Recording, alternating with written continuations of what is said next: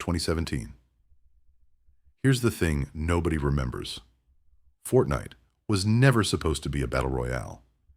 Epic Games spent 6 years building Save the World, a co-op zombie tower defense game. It launched in July 2017 as a paid early access title, and honestly, it was fine. Forgettable. Dead on arrival. But that same summer, a PC game called PUBG was selling millions of copies and inventing the battle royale genre in real time. And someone at Epic looked around and decided to adopt the battle royale format. So a small team threw together a battle royale mode, and on September 26th, 2017, Fortnite Battle Royale launches. The game was free and launched on consoles, but the thing that set it apart was building. In every other shooter, when someone shoots you, you hide. In Fortnite, you build a fortress in half a second. Every fight became a construction battle, and the skill ceiling went to the moon. 10 million players in 2 weeks. Then December 2017, Season 2 introduces the Battle Pass. Pay once, play the game, earn exclusive skins, no loot boxes, no gambling. Just FOMO on a seasonal timer. That one idea would reshape monetization for the entire games industry. January 2018. Tilted Towers drops onto the map, and hot drop culture is born. This whole era was beautiful chaos. Double pump shotguns. No meta. Nobody knew how to build. Everyone was equally terrible, and it was glorious. 2018. March 2018 happens, and Fortnite stops being a game. Ninja hops in a squad with Drake plus Travis Scott and pulls over 600,000 concurrent viewers, shattering Twitch's all-time record for an individual streamer. Overnight, Fortnite is the cultural object. NFL players are hitting the floss in end zones. World Cup goals are celebrated with Fortnite emotes. Schools are banning it. Your mom knows what a victory royale is, and this is where Epic pulls off its true masterstroke. They turn the map into a TV show. Season 4, a comet appears in the sky. For weeks, players lose their minds theorizing. Then it slams into Dusty Depot, live, and the map is permanently changed. No game had ever done serialized, appointment viewing storytelling like this. May 2018. Thanos arrives in a limited time mode, the first mega crossover, and the blueprint for everything that came after. Then June 30th, 2018. The rocket launch. The first true one-time live event in gaming. It happens once. You're there. Or you miss it forever.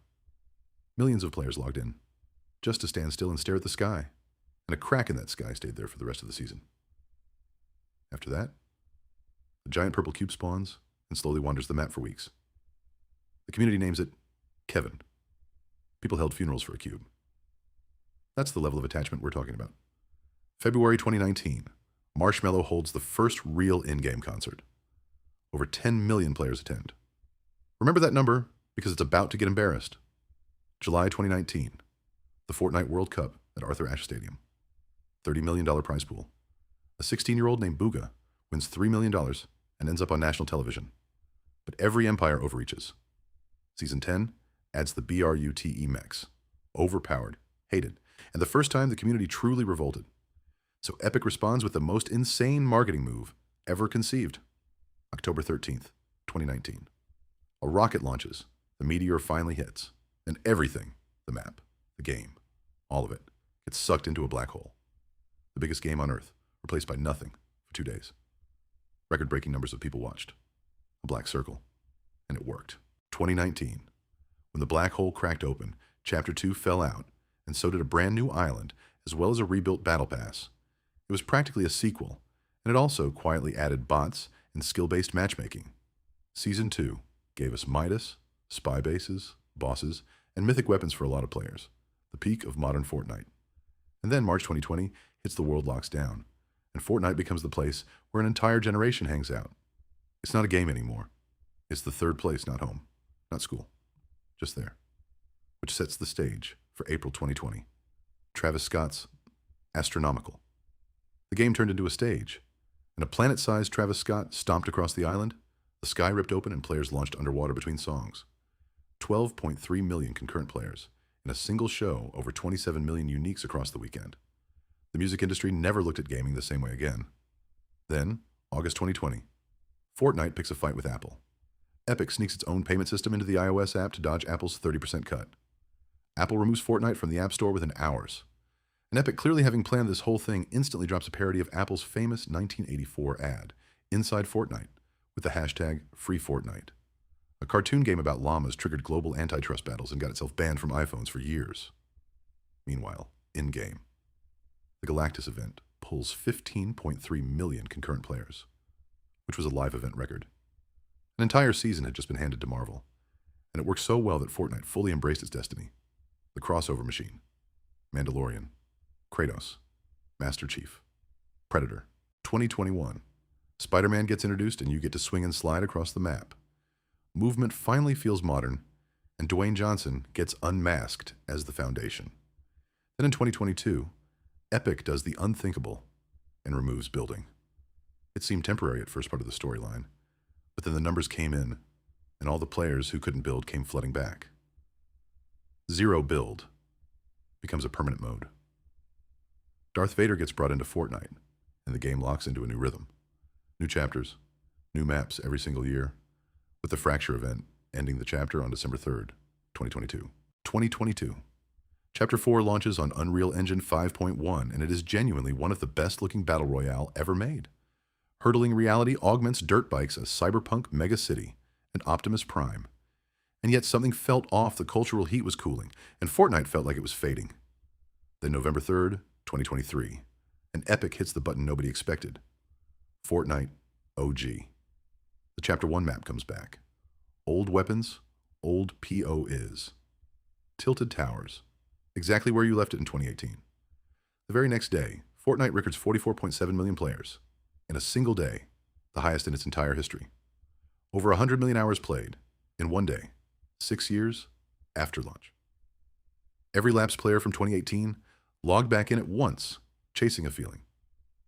OG ends December 2nd, 2023, with the Big Bang event, headlined by Eminem. Present. The Disney investment. In early 2024, Fortnite stopped being a battle royale with extra modes attached and became something closer to a platform. The clearest sign came just 2 months into the year, when Disney invested $1.5 billion into Epic Games to build its own connected universe inside Fortnite. A company like Disney does not spend that kind of money on a passing trend, and the deal confirmed that Fortnite was now seen as a long-term destination, rather than a single game. Chapter 5. While the platform grew, the Battle Royale side kept moving. Chapter 5 placed Peter Griffin and Solid Snake in the same battle pass, a pairing that would have sounded impossible back in 2017. The chapter introduced weapon mods and trains that circled the island, then moved through a Greek mythology season featuring Zeus and Hades. Later came the Wrecked season, where car combat took over the game and divided the community, followed by a Marvel season ruled by Doctor Doom. Fortnite Remix. In November 2024, Epic returned to the nostalgia formula that had worked so well before. Remix was a short throwback to Chapter 2, updated with appearances from Snoop Dogg, Ice Spice, and a tribute to Juice WRLD. It ended with the Remix finale, a live concert event that drew more than 14 million concurrent players, the largest event in the game's history. Nostalgia combined with live music had clearly become a reliable formula. Chapter 6. In December 2024, Chapter 6 arrived with a Japanese-inspired island, demon hunting, and a collaboration with Hatsune Miku. The bigger change, though, was structural. OG became a permanent mode, replaying Chapter 1 season by season on an ongoing loop. At the same time, Epic launched Ballistic, a 5 versus 5 tactical shooter in the style of Counter-Strike, living entirely inside Fortnite. The shift toward a multi-game platform was now complete. The 2025 seasons. The following year moved quickly through a series of shorter themes. There was a heist season, a full Star Wars mini-season that ended with the destruction of the Death Star, a superhero summer led by Superman, and a season built around a bug invasion. In November, an entire Simpsons mini-season arrived, complete with a playable Springfield map. These short November seasons had quietly become a new tradition for the game. Chapter 7. Pacific Break. On November 29th, 2025, the 0-hour event carried players into Chapter 7. The new island took inspiration from the American West Coast, with a Hollywood flavor, and collaborations including Kill Bill and South Park.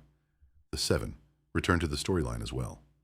The second season, called Showdown, turned the game into a faction war between the Foundation and the Ice King, with Captain America joining the fight, before the Shattered event brought the conflict to a dramatic close in June. Runners. That brings the story to the present. Chapter 7. Season 3 marks the return of sprites, adds John Wick to the Battle Pass, and experiments with extraction-style gameplay.